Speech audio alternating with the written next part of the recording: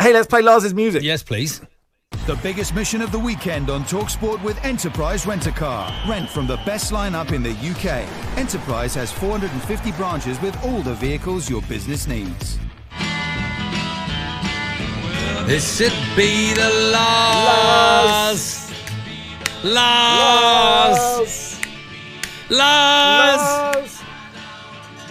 Good morning, Lars Sivertsen. Welcome. Lars. And we need Lars. We need this bit to be good. We need this to I'm be a good. little bit worried because I'm worried about a lot of things after listening to that. But yeah. I mean, also Charlie seemed to say this should be the last time, which kind of concerns me a little bit. But let's see. Hey, we're all under pressure, said Lars. That, we're all under pressure. I'm very concerned. I mean, these sort of disputes. I mean, that's how we got VAR in the first place. Yeah, you have to be very careful with the road you go down. I'd say the XF has taken over from the XG in this show, and we need some more XG true. From the XG King himself, Lars Sivertsen. XG King, where we're going to go with this conversation.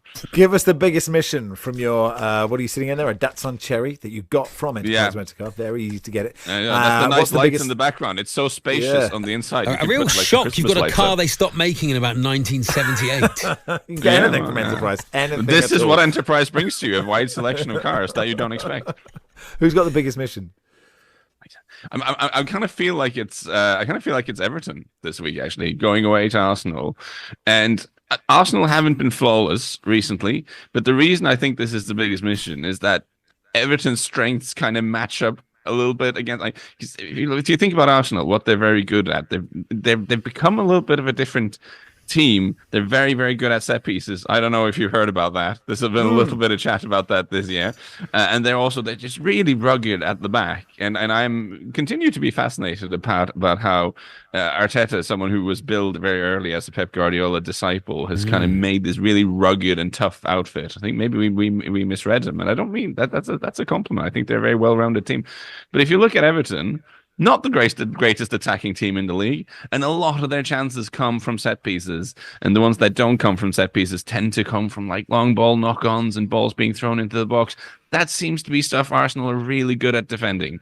So if I was Everton, I would kind of look at this game and going, where are our goals coming from here? How are we going to do this?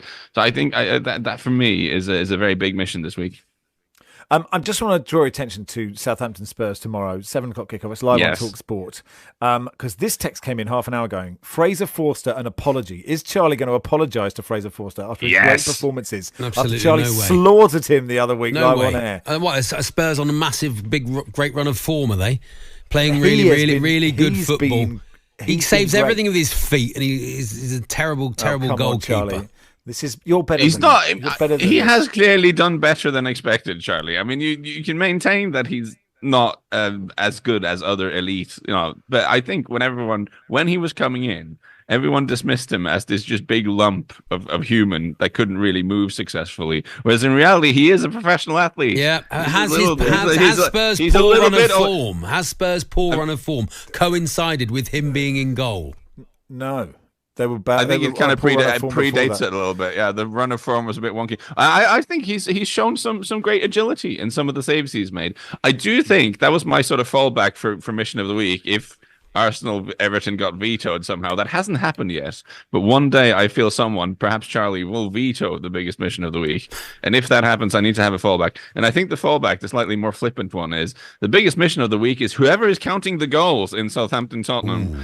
Because that could be, we have the very strange spectacle of a team that can't defend facing a team with no defenders, which should be, I mean, that should be good value. You should tune into that or listen to it or whatever you do. Did you make it? I was going to say, what did you make of Ange piling in on Timo Werner? Because it didn't seem very. It felt Conte Mourinho like. It didn't feel like. Yeah, but in isolation, I can understand the sentiment of like currently they have an injury crisis. You really need the senior players, the experienced players, to show their worth and to lead the way. And if he's not doing that, he's entitled to be upset about it. But it seems like such a departure from his earlier methods. He's even talked about how he doesn't want to criticize people publicly. Actually, not that long ago, he talked about that, and then suddenly doing it seems a bit like a strange one. I definitely think there's a time and a place for sending the team a message that the current what they're doing right now is not good enough, and that Rangers game really was quite dreadful. It's understandable that he was frustrated after that, but it seems like a bit of a departure, and it seemed a bit jarring, I believe, and not in keeping with the leadership we've seen from him previously. Where would you like to go next? Let's do Liverpool v Fulham. I think Fulham have a chance here. I think they've been really good, really going forward. Iwobi's on form. I mean, obviously Liverpool are top of the league and playing great, but they do look like v Southampton. They were losing and they had to come back. And Fulham are a good team. I think this could be a really good game, Lars. No, and I think in all its simplicity, I feel like you kind of nailed it there in the sense that Fulham are a good team, and they're one of the teams that you look at and like they're not a ton of like huge profiles and big stars and all, but everyone seems to know exactly what to do. They know what the plan is. That you rarely see a performance for Fulham are just not at it.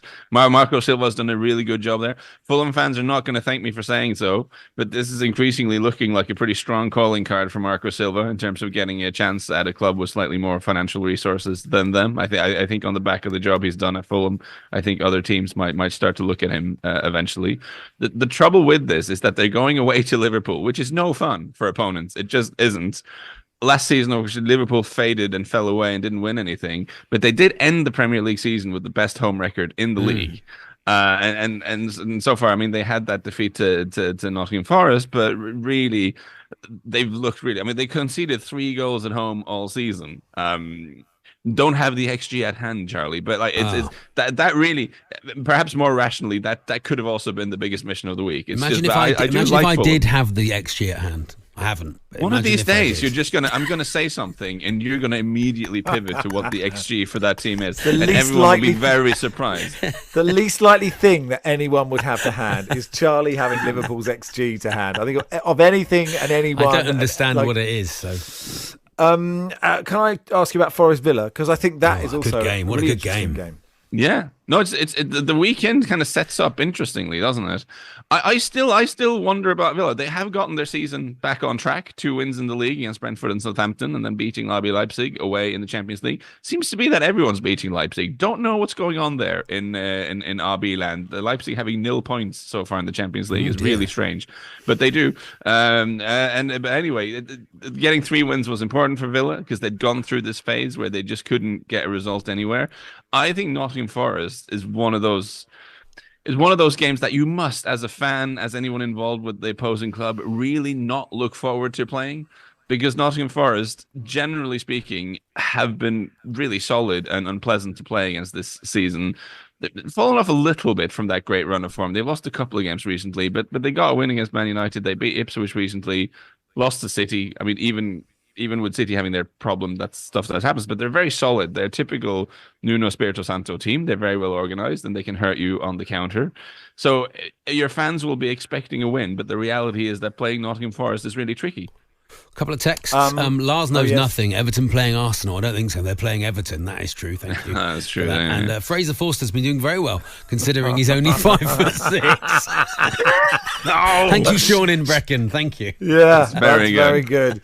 I enjoyed that. Very good. Quick one on Newcastle Leicester, Lars.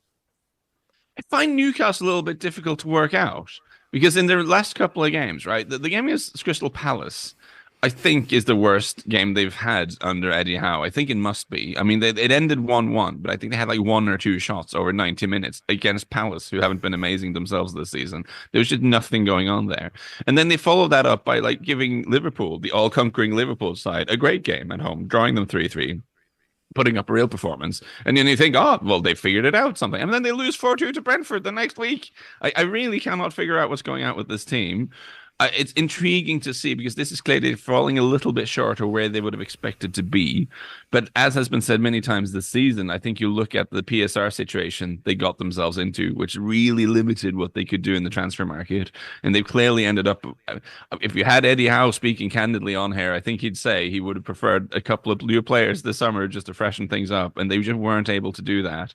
And I think when the club gets into a situation that's kind of beyond the manager's control a little bit with that stuff, I think you have to factor that into the equation. Just as when we're talking about Ange and him being under pressure, you have to look at the injury list and think that's kind of not his fault.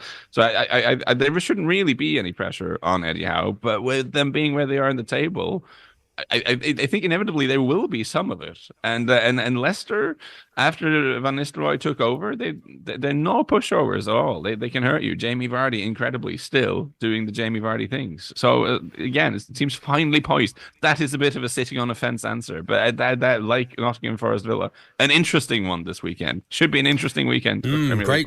Great selection of fixtures. Thank you, Lars. On AM, on DAB, via the talkSPORT app and on your smart speaker. talkSPORT.